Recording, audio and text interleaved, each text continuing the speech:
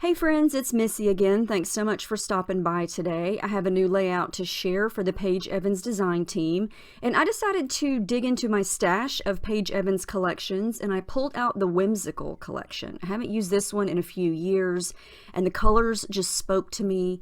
I have this color photo that I'm going to scrap today. It's got some bright pink in it, which I thought was perfect for this collection, and I've got a couple papers that I already picked out.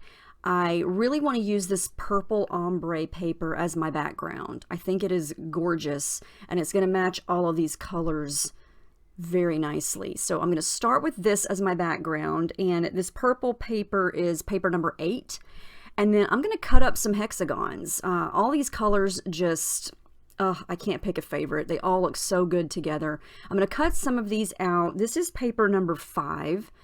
And we're going to sort of just kind of create some kind of background design with these hexagons. Some of these are solid. Actually, a lot of them are solid, but some of them have flowers on them. And then I played around with them all, and I'm going to do some kind of random design like this, I think. They may change a little bit, but that's kind of the idea that I had. I am going to do some mixed media on this background, but I don't want to take away from the beautiful ombre effect of this paper. So I'm going to stick to mostly adding gesso to the bottom half. That's the lighter part of the paper. And this is going to be very subtle once it's all said and done. So don't cringe yet. I know a lot of people go, ooh, you're messing up the paper. But trust me, I think this is going to work. Actually, I know it works because I know what the final product looks like. So just hang with me. This is white gesso, and this is basically going to prep this part of the paper for liquids and paints and things like that.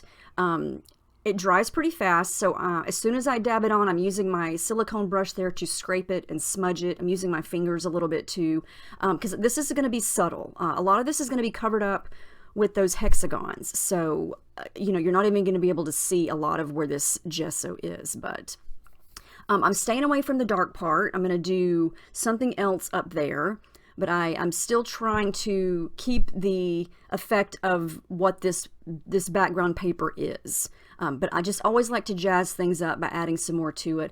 I've got that pretty much done. Now for the top part, I do want to add some interest up there. So I'm just going to do some white splatters for now. And my go-to for white splatters is just white acrylic craft paint, slightly diluted with water. That's all I do is I add a little bit on my desk, get some water on my brush to thin it out just a little bit, and then start to splatter. And I love this effect on darker colored papers like this because it just pops, you can see it really clearly. And in this case, it just kind of looks like a sky with stars, I think it's so pretty. And I just felt like the top part really did not need anything. And the bottom part doesn't either, but I just want to add, you know me and my obsession with mixed media. I can't make a layout without it. So I have to figure out a way to do some sort of mixed media. And so this is what we're going to do. And like I said, it's going to be covered up a lot with the hexagons. And so my point here, or my focus, is going to be to try to put some color on the background that's going to show kind of in between and around all of these hexagons, kind of coming from underneath the photo. And we're just going to see how it goes as I make it. I do want to add some hazy faded effects to the hexagons, and so I'm going to go back to that white gesso and just use my finger to kind of smudge some on. And this is doing exactly as you can see here. It just kind of gives it a little bit of a faded look, so they're not so crisp and colorful. They have like a little bit of a weathered effect. I know I say that a lot in almost every video, but that's the best way I can describe it.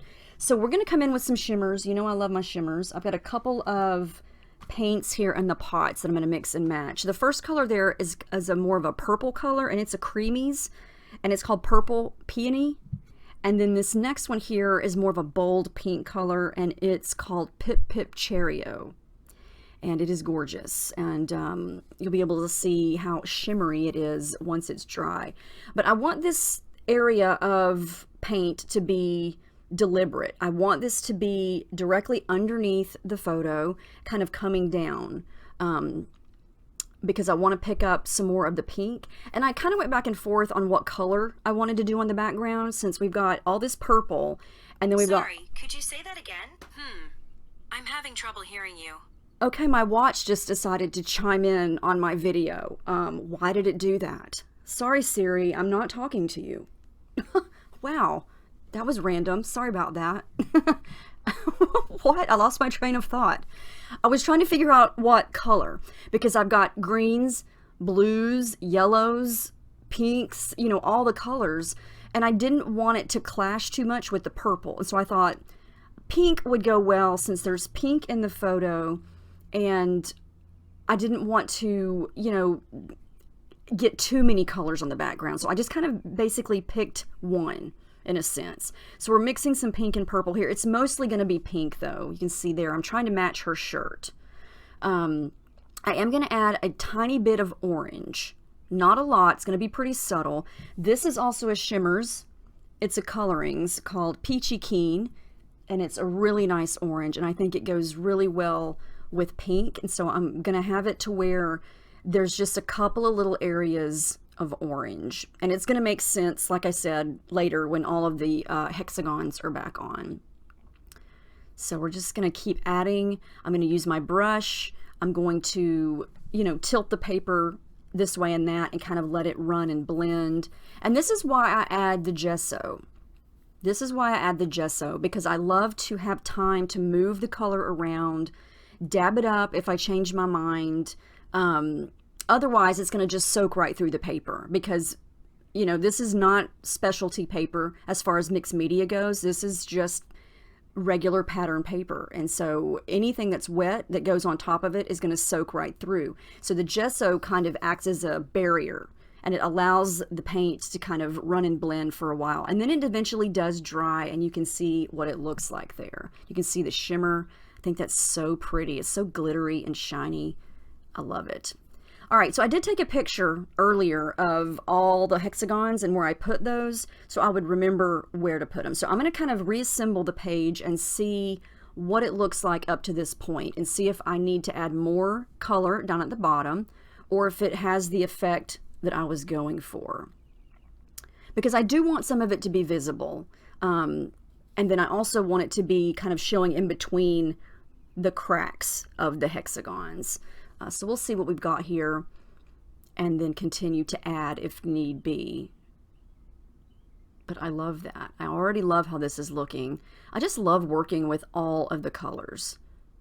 It just brings everything together, I feel, and it makes embellishing easier, because you can pretty much use anything of any color. Now, don't get me wrong, I do love limiting my color schemes too, but I think my favorite type of layout to make is one where I use all the colors. So I do decide to come back in down at the bottom and add a little bit more. So I'm going to come back in with the purple and the pink and just bring it down a little bit more, very, very carefully here. I'm trying to stay on the gessoed section, and just keep working at it there. And this is so much fun. This is probably my favorite part of mixed media, is just creating all these different color areas and seeing what matches and seeing where it's going to go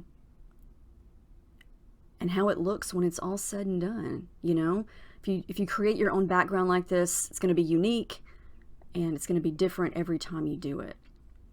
And I'm just loving that deep pink color. I think it looks really pretty with the purple. I'm going to come back in with the orange again, just little tiny bits of it,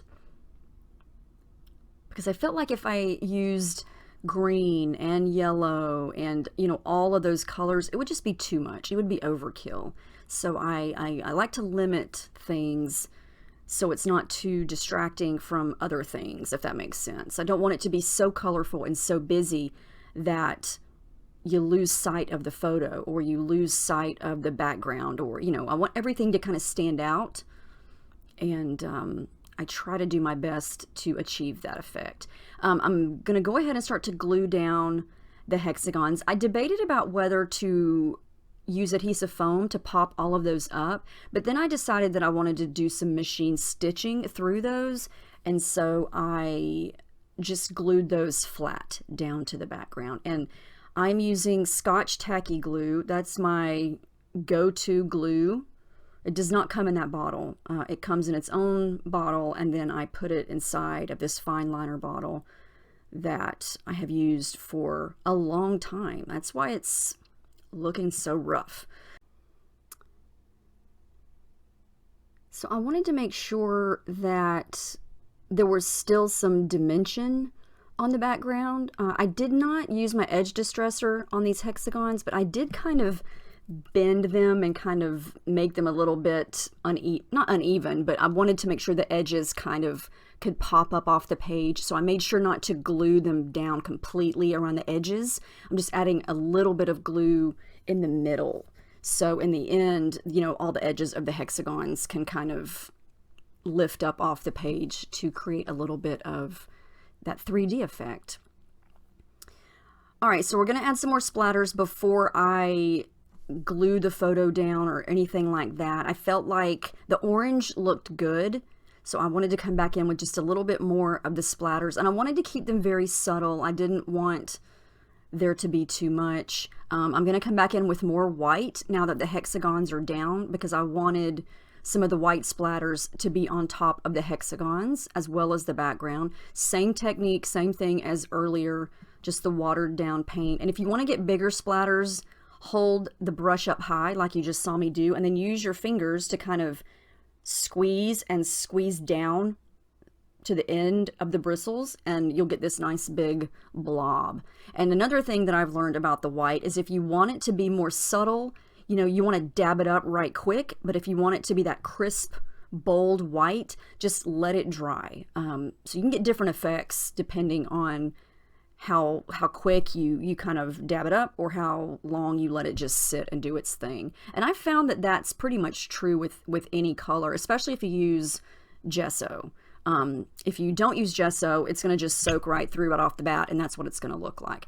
All right, so I let everything dry, and here's how the machine stitching turned out. I decided to go with metallic gold, and I just did, you know, a straight stitch down each row and across each hexagon, so each one has kind of like a crisscross, and you can see there what I meant by letting the edges of the hexagons kind of pop up. So the background is pretty much complete, and I love how it looks. I think it's cool, it's bright, it's fun, and I'm going to start to embellish. I'm going to go ahead and add a little bit of white tissue paper behind the photo. In this case, I feel like I've got so much color going on, I don't really need a lot of layers of pattern papers behind the photo, so we're just going to go with tissue paper to give it somewhat of a layer, and then some adhesive foam to pop it up. And then I'm going to start to go through all of the things, all of the embellishments for the Whimsical collection. I've got the cardstock stickers. I really like this matte metallic gold scallop border sticker. I'm going to use that underneath the photo. I decided to bring in pops of gold since I did gold machine stitching, so I'm looking for things that may have gold. I'm trying to figure out what I'm going to do for a title, where it's going to go. I'm looking through the chipboard stickers. I'm looking through the puffy stickers, the ephemera die cuts, just all the stuff. I'm going to go ahead and glue down the photo and this little scalloped border, because that's definitely not going to change positions. It's going to stay right there, and I want to make sure it's straight, because it drives me crazy when I purposely want something to be straight and it's not. You know, most times I don't care if something's crooked, but if I want it to be crooked, that's the thing. If I want it to be straight, it needs to be straight.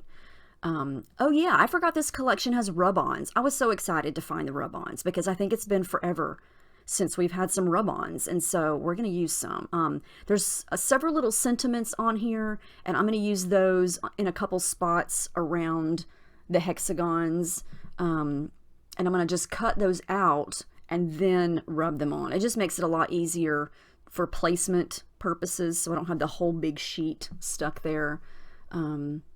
Yeah, these are just fun little sentiments like "you make me smile," "you're the best," that type of stuff. And this one says "enjoy the moment," and it's multicolored, which is awesome. I'm gonna place that on the orange one, I think. Yeah. And I'm still debating about the title. sometimes the title just jumps out at me. Sometimes the space is already created for the title, but in this one, not necessarily, because I just wasn't sure yet. So I'm just going to leave the title until later. I'm going to do some fussy cutting with some flowers, and this is paper number 14. I also want to use that metallic gold ampersand. It looks dark here in the picture, but it's that same metallic gold. And I just liked it. It doesn't really have any rhyme or reason, but I'm going to use it. So I fussy cut out some flowers. I'm going to place those around the layout. I'm going to use this little rub-on flower. There's tons of flowers in this collection. I'm going to mix and match. I'm going to be using some fussy cut ones, some chipboard ones, some stickers, some rub-ons. A lot of these flowers I'm going to pop up off the page using adhesive foam.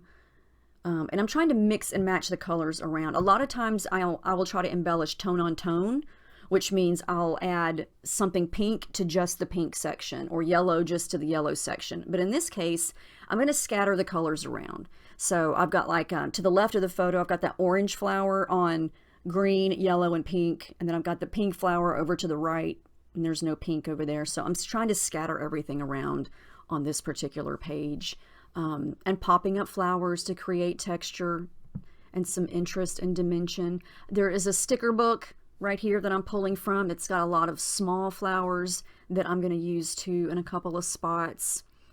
I didn't want to use anything too large because, you know, there's really no call for it on this page. I'm looking for smaller bits and pieces to kind of wedge in and layer, especially the flowers.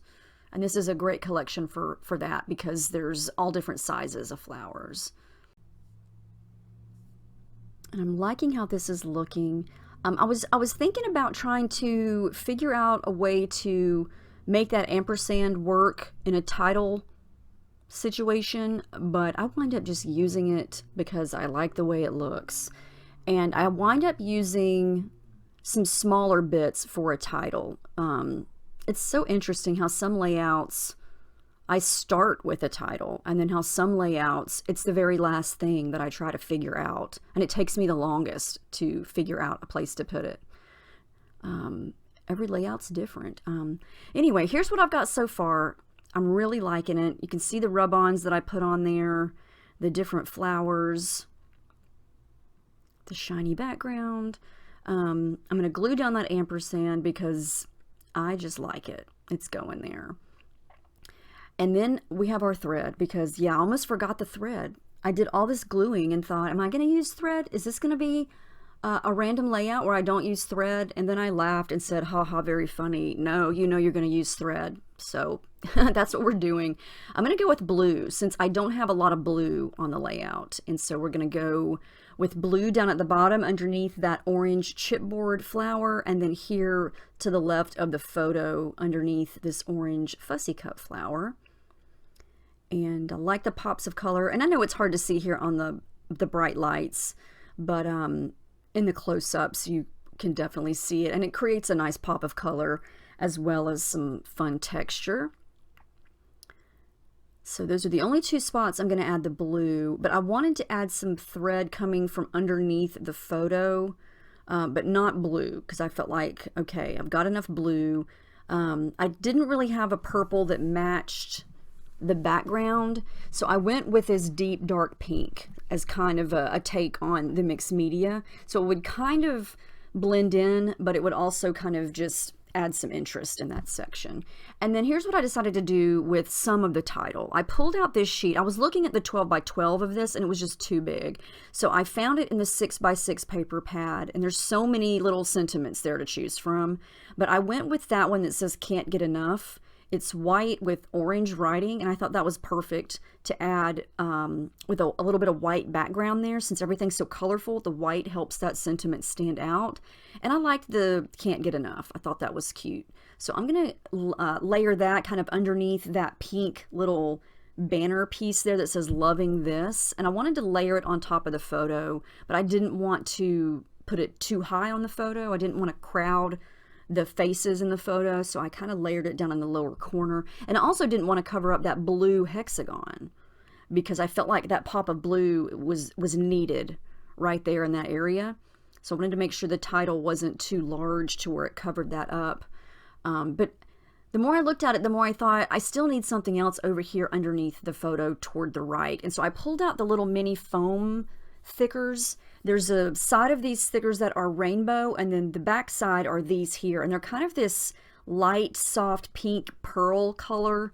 And I just decided to use those, and I just went with the You Are the Best. I could not think of a title. I could not think of something, so I thought, you know what? That's when I looked at this photo, that's what I thought. I was like, she's the best. So that's what we're going with, and I just stuck it right there. You can still see the background. I didn't cover up anything crucial, and it's kind of subtle, but you can still read it. And then the journaling is going to go underneath that. I'm using my gold metallic pen, and then the last thing I'm going to do is add some gold splatters. I thought, you've got all this gold on here, you might as well start splattering.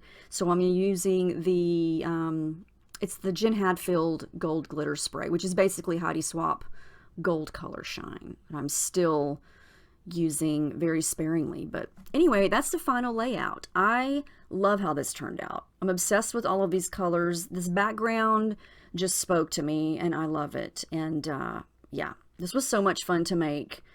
You can see the background there. How I feel like the background was, I loved making it, as I always do, but you can kind of see how it looked crazy in the beginning, but then it turned into sort of a subtle background once everything was added back on top of it. And I feel like it just added to the layout. It didn't take away from that beautiful ombre or any of the colors and the hexagons or the photo. I feel like it just kind of makes everything kind of cohesive and come together. That's how I think of it in my mind. But here you can see all of the textures, the dimension, the stitching, the stickers, the journaling, all the stuff. I hope you enjoyed watching this, and I hope you got some ideas and some inspiration from it.